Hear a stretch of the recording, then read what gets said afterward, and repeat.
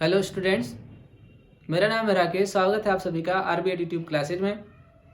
Student, आज मैं फिर से क्लास 10th के अर्थमेटिक प्रोग्रेशन चैप्टर नंबर 5.2 से एक क्वेश्चन लेकर के आया हूँ। क्वेश्चन नंबर 18 है, पेज नंबर 107 है। ठीक है, तो इस क्वेश्चन को हम डिस्कस करते हैं और देखते हैं कि इस क्वेश्चन में क्या है। स्टूडेंट, मैं आप लोगों को बता दूं, मैंने अर्थमेटिक प्रोग्रेशन चैप्टर की प्लेलिस्ट बना रखी है। आप लोग ऊपर के दिए गए आइकन में क्लिक करके उस प्लेलिस्ट को जाकर के देख सकते हैं। ठीक है, तो यहाँ पर इस क्वेश्चन में बोला गया है the sum of fourth and eighth term of an AP is 24 and the sum of the sixth and 10th term is 44।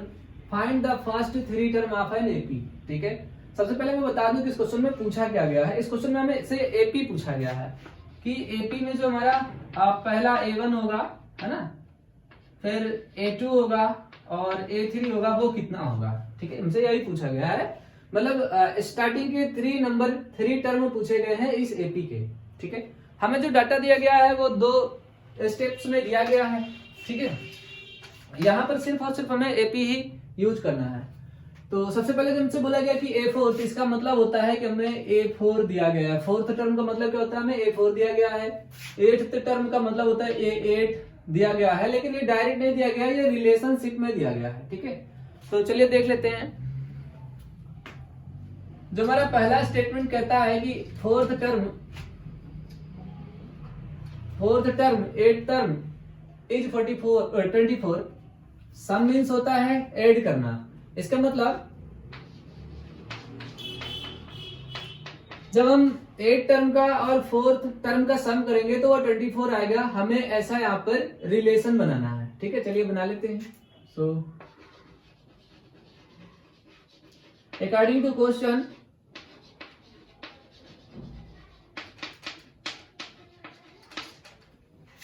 Fourth term means A4 plus 8th term means A8 is equal to कितना। देखिए, plus का मतलब होता है सम, A4 और plus A8 का सम 24, ये हमें दिया गया है। ठीक है, तो ये मान लीजिए कि हमारा ना इक्वेशन नंबर 1 है।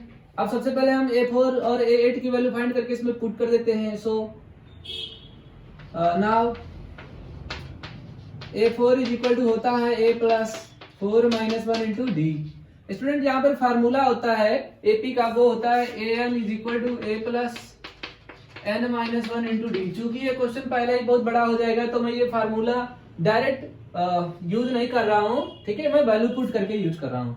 तो जब आप इसमें n के प्लेस पर 4 पुट करेंगे तो यहाँ पे 4 हो जाएगा और यहाँ पर भी 4 हो जाएगा। जब इनको हम सॉल्व करेंगे तो आ जाएगा A4 is equal to A plus 3D। और इसी प्रकार से मान लीजिए क्वेश्चन नंबर 2 हो गया। जब हम A8 की वैल्यू फाइंड करेंगे फॉर फोर्थ टर्म, है ना, एंड फॉर 8th टर्म,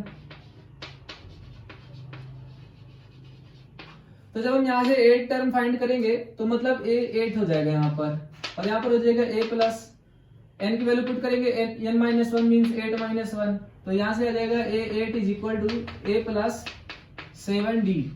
ठीक है, ये हमारे पास थर्ड इक्वेशन हो जाएगी। अब हमें यहाँ पर A4 है तो ये वैल्यू उठा करके यहाँ पर सब्स्टिट्यूट करना है। ये 8 है तो ये वैल्यू उठा करके यहाँ पर सब्स्टिट्यूट करना है। हम सब्स्टिट्यूट कर सकते हैं क्योंकि अगर कोई चीज इक्वल है तो वो हम वहां पर पुट कर सकते हैं, उसको रिप्लेस कर सकते हैं। So putting value of A4 and A8 in equation 1।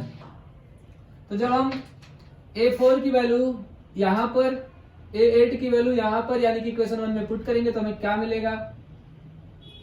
सो यहां पर आ जाएगा A plus 3D, bracket apply कर देंगे, यहाँ पे आ जाएगा A प्लस 7D। वैसे आप ब्रैकेट अप्लाई ना करें तो भी आंसर सेम आएगा। ठीक है, और इज इक्वल टू 24 है तो यहाँ पर 24 पुट कर देंगे। नाउ अब क्या होगा, जब इसको हम ओपन करेंगे तो हमें मिलेगा A plus 3D plus A plus 7D is equal to 24। इनको थोड़ा सा सॉल्व करेंगे तो a plus a 2a, 3d plus 7d is equal to 10d is equal to 24। यहाँ से 2 को कॉमन कर लेंगे तो ये आ जाएगा a plus 5d is equal to 24। ये 24 जब 2 उस साइड जाएगा, मल्टीपल में है, उधर जाके डिवाइड होगा तो ये बन जाएगा a plus 5d is equal to 24 upon 2। So finally हमारे पास a plus 5d is equal to 12 आ जाएगा। इसको हम बोलेंगे इक्वेशन नंबर 4। ठीक है, तो आप देख रहे हो स्टूडेंट, ये हमारी एक लीनियर फॉर्म में इक्वेशन बन गई और ऐसी ही एक और इक्वेशन बनेगी लीनियर फॉर्म में। ठीक है, जिसमें हम 6th टर्म और 10th टर्म का डाटा यूज करेंगे। ठीक है, तो इतना पहले आप राइट कर लीजिए, फिर बढ़ते हैं। तो उम्मीद करता हूं कि आप लोगों ने इसे राइट कर लिया होगा। तो स्टूडेंट हम यूज कर लेते हैं यहाँ पर सेकंड टर्म का, the sum of the 6th and 10th term is 44। तो इसका मतलब ये है कि जो a 6th टर्म है और जो a 10th टर्म है, इन दोनों को सम कर देंगे, मतलब ऐड कर देंगे, तो ये हमारे पास 44 आ जाएगा। ये इक्वेशन नंबर 5 बनेगा हमारे पास। यहाँ से हम इक्वेशन नंबर यहाँ पर हम a6 की वैल्यू और a10 की वैल्यू फाइंड कर लेंगे, उनको ला करके यहाँ पर पुट कर देंगे। तो चलिए फाइंड कर लेते हैं। For 6th term, 6 term means होता है a6 is equal to a plus 6 minus 1 into d. So a6 का यहाँ पर आ जाएगा a प्लस 5d। और सिमिलरली हम जब a10th टर्म फाइंड करेंगे, 10th टर्म, जब हम 10th टर्म फाइंड करेंगे तो यहाँ पे पुट करेंगे a10 is equal to a plus 10 minus 1 into d, है ना। 10 में से एक माइनस करेंगे तो हमारे पास 9 आ जाएगा। So a is equal to a10 is equal to a plus 9d। ठीक है, फाइनली a6 की value a plus 5d, a10 की वैल्यू a प्लस 9d उठा करके यहाँ पर हम रख देंगे। तो पुट कर लेते हैं। Putting a6 and a10 in equation 5 we have, तो a6 की वैल्यू हमारे पास a प्लस 5d है, यहाँ पे पुट करेंगे। और a10 की वैल्यू a प्लस 9d है, वो यहाँ पे पुट करेंगे। इज इक्वल टू हमें यहाँ पर 44 दिया हुआ, वो ऐसे ही रहेगा। ठीक है, इनको फर्दर सॉल्व करेंगे तो a प्लस 2a हो जाएगा और 5d प्लस 9d हो जाएगा 14d। तो इसको इरेज कर लेते हैं। तो हमारे पास हो जाएगा 2a plus 14d is equal to 44। और यहाँ से हम 2 को कॉमन करेंगे तो हमारे पास a हो जाएगा। जब यहाँ से 2 को कॉमन करेंगे तो यहाँ से भी कॉमन करेंगे, हमारे पास 7d हो जाएगा। ठीक है, इस 2 को उस साइड भेजेंगे तो वो डिवाइड हो जाएगा, इधर बचेगा a plus 7d। 44 divide by 2, 2 1 2, 2 2 4, 2 2 4। So a plus 7d is equal to कितना आ जाएगा student? a plus 7d is equal to आ जाएगा 22। ये हमारे पास इक्वेशन नंबर ये हमारे पास इक्वेशन नंबर 6 हो जाएगा और ये हमारे पास इक्वेशन नंबर 7 हो जाएगा। ये हमारे पास इक्वेशन नंबर 8 हो जाएगा। फाइनली ये हमारे पास इक्वेशन नंबर 9 हो जाएगा। तो स्टूडेंट इतना आप नोट डाउन कर लीजिए, फिर आगे बढ़ते हैं।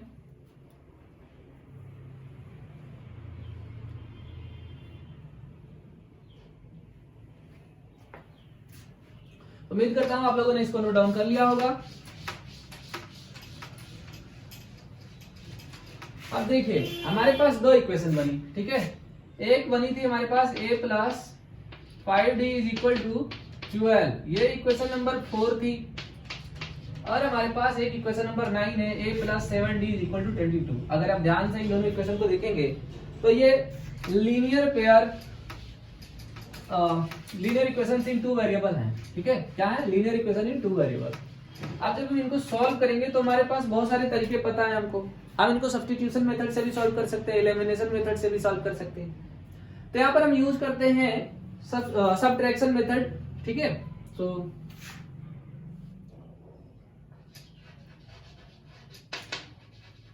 Subtract equation 4 from equation 9 we get, ठीक है। अब स्टूडेंट जो फ्रॉम होता है इसका मतलब होता है इधर जो भी टर्म होगा वो ऊपर लिखा जाएगा सबट्रैक्शन के केस में, ठीक है। तो हम यहाँ पर लिखते हैं a plus 7d is equal to 22 और इधर लिखेंगे a plus 5d is equal to 12। अब जब सबट्रैक्शन करेंगे तो अलजेब्रिक में रूल होता है कि साइन बदल जाते हैं नीचे वाले का। तो ये नीचे है, इसका साइन प्लस है, माइनस हो जाएगा। देखिए स्टूडेंट, यहाँ पे साइन लिखा नहीं जाता है लेकिन प्लस साइन होता है। ये प्लस है तो ये माइनस हो जाएगा और ये भी माइनस हो जाएगा, ठीक है। ये पूरा पूरा कट जाएगा क्योंकि ये प्लस है और ये माइनस है। यहाँ पे -5 प्लस 7 है, प्लस का साइन बड़ा है, प्लस का नंबर बड़ा है तो यहाँ पे 2 आ जाएगा, 2d।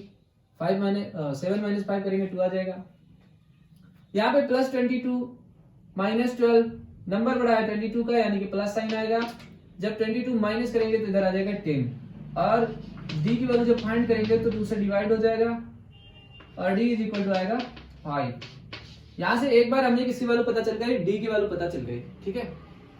अब इस d की वैल्यू उठा करके या तो हम इस इक्वेशन में रख देंगे या तो हम इस इक्वेशन में रख देंगे, ठीक है। तो चलिए ये छोटा है, हम इसी 4 में रख लेते हैं। Putting d is equal to 5 in equation 4, then we have, तो चलिए पुट कर लेते हैं।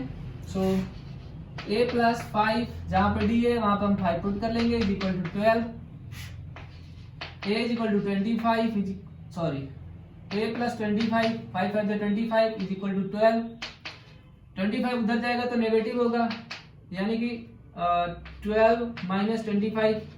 अब देखिए यहाँ पे नंबर बड़ा है 25 तो इसका साइन माइनस है, माइनस साइन लेंगे। फाइनली हमारे पास आ जाएगा a is equal to 25 plus 5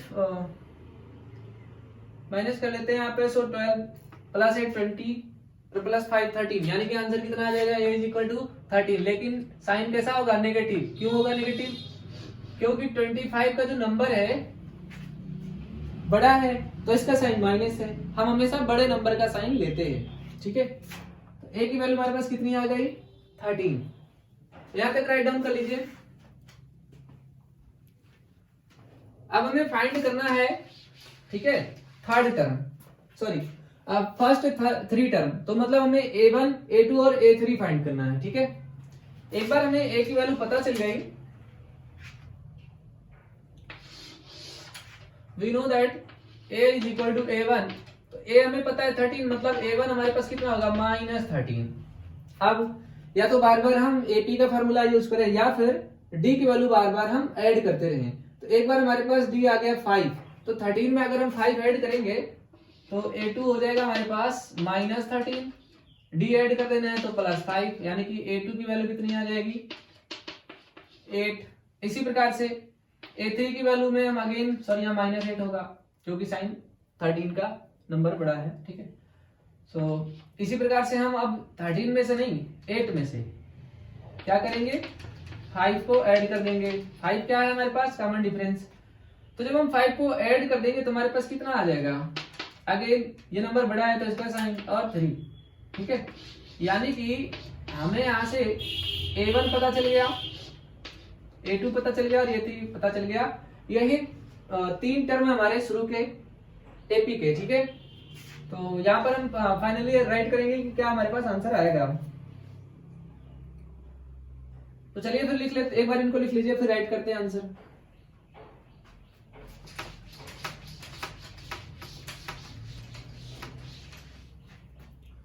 so finally जो हमारा AP होगा, नाउ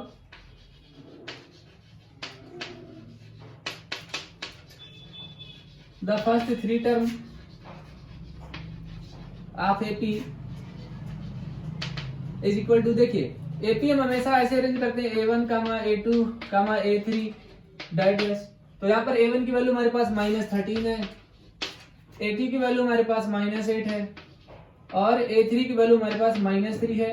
इस प्रकार से हमारी ये सीरीज चलेगी। फिलहाल हमें सीरीज नहीं चलाना, हमें केवल और केवल 3 टर्म फाइंड करना है, तो हमारा आंसर यहाँ तक हो जाएगा। ठीक है, सो फाइनली हमारा आंसर हुआ